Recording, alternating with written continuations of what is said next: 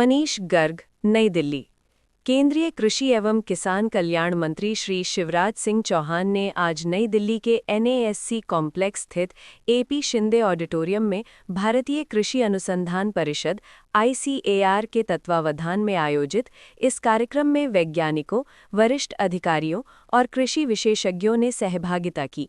इस अवसर पर केंद्रीय कृषि मंत्री शिवराज सिंह चौहान ने कहा कि भारत ने उच्च उत्पादक बीजों के विकास में अभूतपूर्व सफलता हासिल की है। वर्ष 1969 में शुरू हुई गजेट अधिसूचना प्रक्रिया के बाद अब तक कुल 7,205 फसल प्रजातियों को अधिसूचित किया जा चुका है, जिनमें धान, गेहूं, ज्वार, मक्का, दलहन, तिलहन, रेशेदार और अन्य फसलें शामिल हैं। वहीं प्रधानमंत्री श्री नरेंद्र मोदी के नेतृत्व में पिछले 11-12 वर्षों में नई किस्मों के विकास की गति और तेज हुई है। अकेले इस अवधि में 3,236 उच्च उत्पादक प्रजातियों को मंजूरी मिली है, जबकि 1969 से 2014 तक 3,969 प्रजातियों को अधिसूचित किया गया था। अब अधिसूचित 184 उन्नत किस्मों का लोकार्पण किया गया है, जो देश के किसानों को अधिक उपज, बेहतर गुणवत्ता और जलवायु सहनशीलता जैसे लाभ देंगी। लगातार स्थापित करने का काम करे, यही मेरी भगवान से प्रार्थना है। लेकिन हमारा यश बढ़ता है देश का यश बढ़ाने में। पर हम जितने लोग यहां बैठे हैं, बीज विकास निगम के साथियों सहित, उनका कर्तव्य है, उनकी ड्यूटी है कि हम विकसित भारत के निर्माण में अपना सर्वाधिक योगदान दें। और नए साल में मैं आप सबका अभिनंदन करना चाहता हूं। चावल के उत्पादन में भारत ने चीन को पीछे छोड़ दिया, हम नंबर 1 बन गए। इस साल हमारा उत्पादन 150.18 मिलियन टन और चीन का 145.28 मिलियन टन। ये चीन को पीछे छोड़ना एक असाधारण उपलब्धि है, लेकिन चीन को पीछे छोड़ने के कारण मैं नहीं कह रहा हूं। हमारी खाद्य सुरक्षा सुनिश्चित करके हमने अन्न के भंडार भर दिए हैं। हम अब मांगने वाले नहीं, दुनिया को चावल देने वाले देश हैं। और उसके लिए संबंधित सभी मित्रों को, हमारे सारे साइंटिस्ट, वैज्ञानिक साथी, विभाग, सरकार की योजनाएं, परिश्रमी हमारा किसान, उन सबको मैं हृदय से बधाई देता हूं, अभिनंदन करता हूं। मित्रों, हम सब जानते हैं एक जमाना था जब हम फूड सिक्योरिटी के लिए पराधीन थे, दूसरों पर निर्भरता थी हमारी। और तुलसीदास जी ने रामायण में कहा कि पराधीन सपनहु सुख नाही। अगर दूसरे पर निर्भरता है तो हम ना तो निश्चिंत रह सकते हैं और ना सुखी रह सकते हैं। और वर्तमान विश्व व्यवस्था में एक के बाद एक जैसी घटनाएं हो रही है, उसको देख के तो लगता है कि हमको हर चीज में आत्मनिर्भर ही रहना पड़ेगा। आत्मनिर्भर भारत, शक्तिशाली भारत। क्योंकि दुनिया ताकत की बात सुनती है। तो आत्मनिर्भर, शक्तिशाली और विकसित भारत चाहिए, चाहिए और चाहिए। इसके बिना हम सुखी नहीं रह सकते, हम निश्चिंत भी नहीं रह सकते। और प्रधानमंत्री श्रीमान नरेंद्र मोदी जी के नेतृत्व में वैभवशाली, गौरवशाली, संपन्न, समृद्ध, शक्तिशाली, आत्मनिर्भर और विकसित भारत के निर्माण का महायज्ञ चल रहा है। उस महायज्ञ में हम अपनी आहुति कैसे बेहतर ढंग से डालें, ये काम हमारा है, हम सबका है। और उसमें सबसे प्रमुख चीज है हमारी खेती।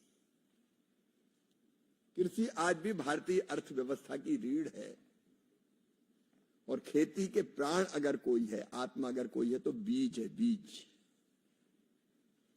बीज चाहिए। अगर बीज ठीक है तो उत्पादन भी ठीक होगा, खाद्य सुरक्षा सुनिश्चित होगी। लेकिन अब भारत केवल पेट भरने के लिए बीज नहीं चाहता, हम अन्न चाहते हैं तो उसके साथ पोषण भी चाहते हैं। हमारे 3 लक्ष्य मित्रों, नंबर 1 फूड सिक्योरिटी, खाद्य सुरक्षा सुनिश्चित करनी है। दलहन तिलहन संजीव जी अभी हमारे सामने चुनौती है और हमने जितनी तेजी से बाकी किस्में तैयार की है उत्पादन के मामले में, अभी दलहन तिलहन पर काम करना और ताकत से काम करना और तेजी से काम करना अभी शेष है। क्योंकि पर हेक्टर प्रोडक्टिविटी अगर हम देखें तो दलहन की भी कम है, तिलहन की भी कम है। सोयाबीन समस्याग्रस्त होता जा रहा है। एक के बाद एक कई चुनौतियां उसके सामने आ रही है। उसका रकबा इस बार घट गया काफी, लोग मक्के की तरफ बढ़ गए। तो हमको एक बैलेंस पे ध्यान देना पड़ेगा। हमको गेहूं चावल चाहिए, मक्का भी चाहिए, लेकिन हमको दलहन तिलहन भी चाहिए। इसलिए आज हम लोग विचार करें, संबंधित सब लोग, दलहन में तिलहन में हम बेहतर उत्पादन कैसे कर पाए। देवेश जी एक चीज और देखनी पड़ेगी। कृषि विभाग को आयात निर्यात नीति को भी ध्यान में रखना पड़ेगा, क्योंकि किसान वो चीज उगाता है जिसमें उसका फायदा। ये बहुत सामान्य बात है। कोई भी काम करेगा तो उस काम के पीछे एक आर्थिक प्रेरणा रहती है कि मुझे काय में फायदा है। तो हम अगर कीमतों को नियंत्रित नहीं कर पाए और बहुत सस्ती चीज बाहर से आ गई तो फिर रेट डाउन होते हैं, और डाउन रेट होते हैं तो फिर किसान सोचता है कि मैं ये चीज क्यों लगाऊं। तो एक संतुलन जरूरी है। ये आज का विषय नहीं है, लेकिन सहज ही मेरे दिमाग में आया कि दलहन तिलहन में उत्पादन भी बढ़ाना है और किसान की प्रेरणा भी बनी रहे। हमने दलहन मिशन बनाया है, तिलहन मिशन बनाया है, इसको हमको कामयाब करना है। अच्छे बीज भी चाहिए, अच्छी कृषि पद्धति भी चाहिए। अब हमने तय किया, कई चीजें तय की, हम क्लस्टर बना रहे हैं अलग अलग, हम प्रोसेसिंग की व्यवस्था भी कर रहे हैं। लेकिन अभी जानकारी का अभाव है, किसान के बीच ये ले जाना पड़ेगा, प्रोसेसर्स को ये बताना पड़ेगा कि दलहन वाले क्लस्टर में अगर आप दलहन की प्रोसेसिंग की दाल मिल भी अगर खोलोगे तो आपको सब्सिडी मिलेगी। उसको ढंग से प्रचारित करने की जरूरत है, क्योंकि वहीं अगर प्रोसेस हो जाए तो किसानों को रेट ठीक मिल पाएंगे। कच्चे माल की वैल्यू एडिशन का काम। तो कुल मिला के एक संपूर्ण योजना की जरूरत होती है, जिसमें हम अच्छे बीज, अच्छी कृषि पद्धतियां, मैकेनाइजेशन की भी व्यवस्था। अभी एक काम हुआ, विकसित भारत पे जी राम जी जो नई योजना बनी है, उसमें कन्वर्जेंस करके भी कई चीजें आप कृषि के लिए कर सकते हैं। आप जी राम जी योजना के जो फंड्स हैं, मुझे लगता है हमको योजना बनानी चाहिए। 1,51,282 करोड़ रुपया एक साल में। अब ये कैसे कृषि के लिए भी उपयोगी हो, इसका भी विचार किया गया है। मजदूरों की मजदूरी 100 से 125 दिन गारंटी दी गई है, लेकिन जो काम होंगे उससे वो काम सुनिश्चित किए गए। उनमें एक जल संरक्षण का काम है, जो किसानों के लिए बहुत उपयोगी हो सकता है, तो हम कैसे उस योजना का लाभ इसमें उठाएं। हम पानी के स्तर को ऊपर बढ़ा सकते हैं, हम खेत तालाब की योजना बना सकते हैं का लाभ उठा सकते हैं, अमृत सरोवर जैसी योजना का लाभ उठा सकते हैं, और कन्वर्जेंस करके अलग अलग योजनाओं का कन्वर्जेंस एग्रीकल्चर डिपार्टमेंट की, रूरल डेवलपमेंट की, पशुपालन की, मछली पालन की, बकरी पालन की, मधुमक्खी पालन की, कृषि वानिकी की। तो मुझे लगता है कृषि विभाग को भी संपूर्ण योजना बनानी चाहिए, ताकि हम बाकी योजनाओं के कन्वर्जेंस का लाभ भी दलहन तिलहन मिशन में भी हम ढंग से उठाने का काम कर सके। तो वो प्रयत्न भी हमको करना चाहिए। लेकिन बात थी बीज की, तो बीज में जिन चीजों में अभी हमारे, देखो मैं एक तो हृदय से बधाई देना चाहता हूं, हमने जो 25 फसलों की 184 नवीन प्रजातियां देश के किसानों को लोकार्पित की है। मैं संबंधित सभी मित्रों को हृदय से बधाई देता हूं, अभिनंदन करता हूं। उसमें प्राइवेट सेक्टर भी शामिल है, मैं प्राइवेट सेक्टर को भी बधाई देता हूं, क्योंकि देश का काम हम सबका काम है। हमारे जितने वैज्ञानिक हैं उन मित्रों को बहुत बहुत बधाई, आईसीआर के साथ ही कृषि विश्वविद्यालय, निजी क्षेत्र, इन सब का मैं अभिनंदन करता हूं। निजी क्षेत्र के संदर्भ में केवल इतना ही मुझे कहना है कि अधिकतम लाभ कमाना हर एक कंपनी के सोच में होता है, लेकिन बीज के सेक्टर से चूंकि किसान जुड़ा है, उसकी सीमा है, इसे इसमें लाभ अधिकतम नहीं हो सकता, जस्टिफाइड लाभ। बीज इतने महंगे भी ना हो जाएं कि किसान उन तक ढंग से पहुंच ही ना पाए या उसके कारण उसको फायदा ही नहीं हो पाए। अब हमारे पास ये अधिकार है कि असाधारण परिस्थितियों में हम रेट्स को कंट्रोल करने का काम कर सकते हैं, लेकिन हम ये भी चाहते हैं कि निजी सेक्टर में भी रिसर्च पूरी ताकत से हो। और देवेश जी ये बात सही कही, जाट साहब ने भी कही है, ये एक अच्छा कदम है कि हमारी वैरायटी अलग अलग किस्में जल्दी किसानों तक कैसे पहुंचे। कई बार हम लोकार्पित करके फिर अगले चरण में उतनी तेजी नहीं दिखाते। अब जैसे ही लोकार्पित होता है, मीडिया के माध्यम से खबर जाएगी, किसान हमसे कहने लगते हैं भैया वो बीज कब आएंगे। अब उसको किसान तक पहुंचाने में समय कैसे कम से कम लगे। अब हमने 3 साल टारगेट किया है देवेंद्र जी, कि आज अगर लोकार्पित किए तो 3 साल में किसान के पास तक पहुंच जाए। अगर ज्यादा देर लगती तो तब तक और बहुत सी नई वैरायटी आ जाती, तो ये वैरायटी कई बार अप्रासंगिक हो जाती है, क्योंकि हम जो वैरायटी जिन पर काम कर रहे हैं, क्लाइमेट रेजिलेंट की बात है। और अभी जैसा जाट साहब बता रहे थे, केवल जलवायु अनुकूल नहीं, जैविक अजैविक तनाव झेलने वाली भी वो, एसिड सॉइल में, सेलाइन सॉइल में हमको किस तरह की किस्मों की जरूरत है उसको ध्यान में रख के काम किया जा रहा है।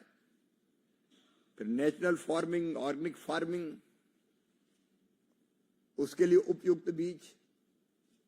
तो हम कई तरह की चीजों को ध्यान में रखते हो। हम केवल आज के लिए काम नहीं कर रहे हैं, हम कल के लिए भी काम कर रहे हैं, भविष्य के लिए भी काम कर रहे हैं। और इसलिए आज की किस्म आज तक मतलब जितने जल्दी पहुंचे और किसान लाभ उठा पाए। किसान आज बहुत जागरूक है। जैसे ही मैंने धान की 2 किस्में पिछली बार रिलीज की थी, तो कई जगह मुझे पकड़ लिया किसानों ने कि साहब हमें कब मिलेगा बीज। तो वो आज की खबर भी मीडिया के माध्यम से ढंग से जाएगी तो वो पूछेगा ये आ गई 184 नवीन प्रजाति, हमें बीज दो।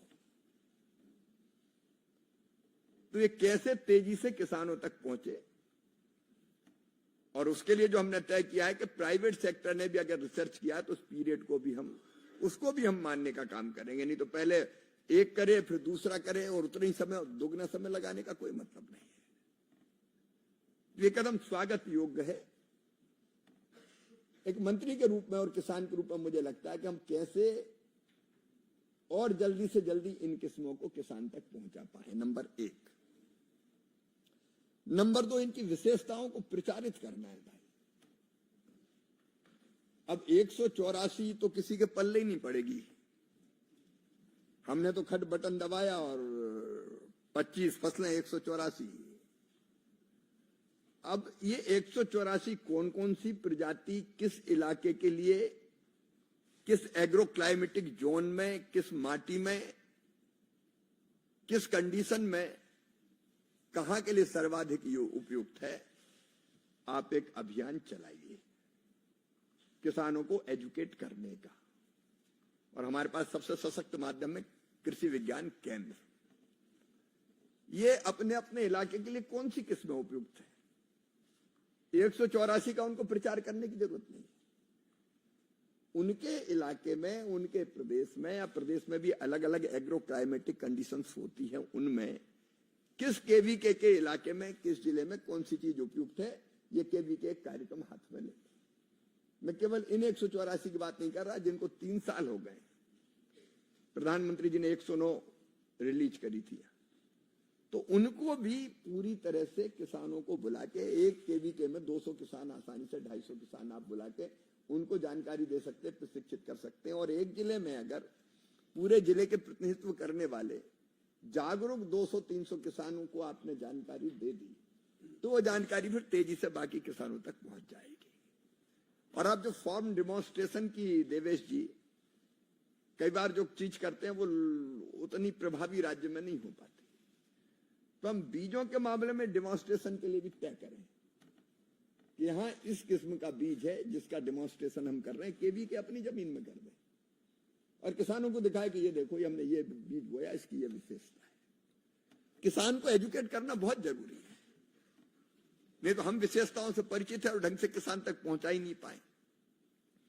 तो रिलीज करने के बाद हमारी सबसे बड़ी चुनौती है कि हम रियल टाइम में, कम से कम समय में किसानों तक कैसे इन जानकारियों को पहुंचा पाए। जैसा मैंने कहा, केवल ये 184 नहीं, इनको किसान तक जाने में भी 3 साल लगेगा।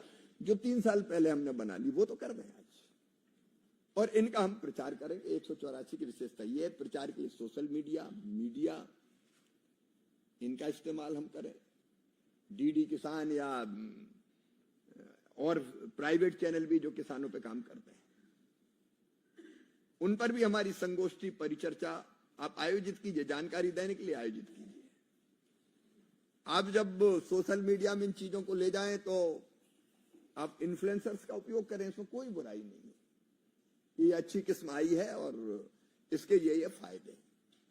मेरा कहना है कि प्रचार जरूर कीजिए। हम केबीके में करें, हम विश्वविद्यालय जो हमारे यूनिवर्सिटीज है उनमें करें, एग्रीकल्चर कॉलेजेज में हम करें, आईसीआर के 113 संस्थानों में भी बुला के हम किसानों को आसपास का कह सकते हैं कि ये नई किस्में आई है। तो आपके कार्यक्रमों में एक परमानेंट आप जोड़ लीजिए कि जो नई चीज हम करें वो किसानों तक भाई पहुंचनी चाहिए। और इसलिए तो हमने किसान और वैज्ञानिक का मेल करने की कोशिश की विकसित कृषि संकल्प अभियान के अंतर्गत। मैं 184 किस्में कौन सी ये इसलिए नहीं बता रहा कि डॉक्टर जाट ने और देवेंद्र यादव जी ने बता दी है, मैं फिर दोहराऊं कि फलानी इतनी बाई फोर्टिफाइड है, इतनी फलानी है, उसकी जरूरत नहीं, वो आपने बता दी। मैं लोगों तक इसको पहुंचाना चाहता हूं। तो आप इसको बाकायदा योजना बना के पहुंचाइए और मुझे भी बताइए। और मैं भी जहां जाऊंगा, मैं कल तमिलनाडु जा रहा हूं, तो तमिलनाडु के लिए जो उपयुक्त किसानों से मिल रहा हूं, मैं बातचीत भी कर रहा हूं, कार्यक्रम भी है, तो मैं बताऊंगा कि ये 184 में से ये 5 या ये 10 ये आपके लिए, ये चावल की है, ये दलहन की है, ये तिलहन की है। तो हम इस अभियान को हम शुरू करें। और मुझे 3 साल पहले वाली भी चाहिए जो वहां के लिए उपयुक्त है। तो हम किसानों से बात करके उन तक पहुंचाने की कोशिश करें। मैं जहां जाता हूं वहां कोशिश करता हूं कि संबंधित केवीके में चला ही जाऊं, मुझे लगता है कि उससे केवीके को भी ताकत मिलेगी। तो हम केवीके को इसका केंद्र ही बना दें ढंग से, और उसके साथ साथ एक कार्यक्रम में तो हमने किया विकसित कृषि संकल्प अभियान, लैब टू लैंड, लेकिन कुछ सिस्टम ऐसा बन जाए कि लैब टू लैंड का मिलन बीच बीच में होता रहे। अब हमने उस समय 3-4 चीजें तय की थी, एक बार फिर उनको रिव्यू कर ले, मैं भी करूंगा। मेरी कई राज्यों के साथ चर्चा हो गई। हमने आंध्र प्रदेश के मुख्यमंत्री जी से चर्चा करके एक वैज्ञानिकों की टीम बना दी है जो आंध्र का राज्य का स्टेट का कृषि रोड मैप बनाएगी। उनके साथ मिलकर राजस्थान के साथ बात हो गई, उत्तराखंड के साथ बात हो गई। आज मध्य प्रदेश के मुख्यमंत्री ने मुझे आग्रह किया कि उनका रोड मैप बनाने में सहयोग करें। तो हमने जो कृषि रोड मैप का काम तय किया है राज्य का बनाने का, वो युद्ध स्तर पे करना है, तुरंत करना है, उसमें देर नहीं करनी। हर एक राज्य के साथ बैठ के काम करना, क्योंकि कृषि में अगर परिणाम चाहते हैं तो राज्य में ही मिलेंगे हमको। कोई केंद्र की अलग से जमीन तो है नहीं कि वहां हम खेती करना है, हमको तो राज्यों के साथ ही मिलकर करना है। तो राज्यों के साथ हमारी पार्टनरशिप, हमारी मीन्स हमारे वैज्ञानिक, हमारे अधिकारी, तो सीधे हम राज्यों के कृषि का रोड मैप बनाएंगे। और ये बजट पास होने तक, मतलब ये इंप्लीमेंट 1 अप्रैल से जो नया वित्तीय वर्ष, उसके पहले हम राज्यों के साथ बात करके कृषि रोड मैप बना दें। दूसरी चीज, हमारी रीजनल कॉन्फ्रेंसेज मुझे शुरू करनी है। पूरे देश की एक रबी और खरीफ की कॉन्फ्रेंस से काम नहीं चलेगा। हम पहले रीजनल कॉन्फ्रेंस करेंगे अगले साल की खरीफ की और रबी की फसल के लिए, और वो हमने 6 जोन अलग अलग बनाए। अब नॉर्थ ईस्ट के लिए नॉर्थ ईस्ट में ही बैठना पड़ेगा हमको। वो दिल्ली में केवल बुला लिया, उससे काम नहीं चलेगा। तो नॉर्थ ईस्ट की जो हमारी स्टेट है, उनकी जो समस्याएं हैं, उनके फल, उनकी सब्जियां, उनकी किस्में, उनके कंद और उनकी समस्याएं, वहां बैठ के विचार करेंगे तो ही होगा। दक्षिण भारत के राज्यों के लिए दक्षिण भारत में ही बैठना पड़ेगा, पश्चिम के राज्यों के लिए या उत्तर के राज्यों के लिए, मध्य के राज्यों के लिए हमको बैठ के करना पड़ेगा। क्योंकि ये उड़नछू कॉन्फ्रेंस से कोई काम नहीं चलता कि सबको इकट्ठा करके बुला लिया, ना बोलने का टाइम है, ना सोचने की फुर्सत। और कई बार कर्मकांड पूरा हो गया, हो गई रवि कॉन्फ्रेंस, उससे काम नहीं चलता जी। मंत्री जी को भी आधा घंटे बुला लिया कि मार्गदर्शन कर दीजिए। अब मार्गदर्शन क्या करेगा मंत्री? जो लिखा भाषण दे दिया, पढ़ पढ़ा के निकल गया। तो इससे काम नहीं चलेगा। मैं गहराई में जाना चाहता हूं, और इसलिए अब जो हमारी खरीफ की कॉन्फ्रेंस होगी, उसके पहले रीजनल कॉन्फ्रेंस करके वहां से जो चीजें निकलेगी, फिर 2 दिन यहां बैठ के हम लोग विचार मंथन करेंगे, और उसके बाद हम जारी करेंगे खरीफ का रोड मैप और रबी का रोड मैप। तो हम चीजों की गहराई में जा पाएंगे। एक पॉलिटिकल लीडरशिप को हमको पूरी ताकत से एक्टिव करना है। राज्य का कृषि मंत्री केंद्र बनना चाहिए। ये अफसर टू अफसर से भी काम नहीं चलेगा। कई योजनाओं में ऐसा है कि सीधे एक अफसर ने दूसरे को लिख दिया, राज्य के और केंद्र के। लीडरशिप का काम है मंत्री का। राज्य के मंत्रियों से आप जानते हैं मैं लगातार संवाद कर रहा हूं। तो हमारा रीजनल कॉन्फ्रेंस, हमारी राज्य के कृषि रोड मैप, हमारे जो 500 रिसर्च के विषय थे, डॉक्टर साहब मुझे 1 टीम 1 टास्क, उसकी रिपोर्ट चाहिए। किस किस वैज्ञानिक को क्या क्या काम दिया, टास्क, उस टास्क को पूरा करने के लिए कितना आगे बढ़े हैं, वो पर्सनली मैं पूरी रिपोर्ट देखूंगा। हर एक में प्रतिभा और योग्यता है, टैलेंट की कमी नहीं है। अद्भुत उसके सारे मुद्दे तय करने हैं। बात केवल बीज की थी, लेकिन अब मेरे मन से तो विचार निकलते रहते हैं, इसलिए बीज से हटा, लेकिन ये मूल तो बीज है ये। और बीज के लिए एनएससी भी जो कर रहा है, नेशनल सीड कॉर्पोरेशन, मैं उसके लिए बहुत बहुत बधाई देता हूं आपको। लेकिन एनएससी अब गोडाउन में नहीं चलेगा, ये तो बड़ा अन्याय है, बड़ी नाइंसाफी है। इसे जल्दी इनका उपयुक्त भवन बनकर तैयार होना चाहिए, उसको फाइनल कीजिए, क्योंकि वो जरूरत है। हम प्राइवेट कंपनियों का सहयोग चाहते हैं, लेकिन एनएससी की अपनी उपयोगिता है। किसान को सस्ते और गुणवत्ता युक्त बीज चाहिए, और कीमतों को नियंत्रित करने में एनएससी का बहुत रोल है। हम लाभ कमाने के लिए नहीं, लेकिन इसके बाद भी आप देखो लाभ कमा रहे हैं। इसका मतलब रीजनेबल रेट पे प्राइवेट कंपनियां भी देख के लाभ कमा सकती है।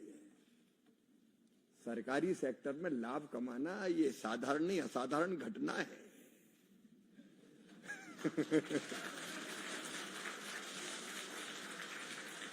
तो कई बार तो ऐसे सुझाव आए कि ये बंद कर करा दो घाट, क्या सफेद हाथी है,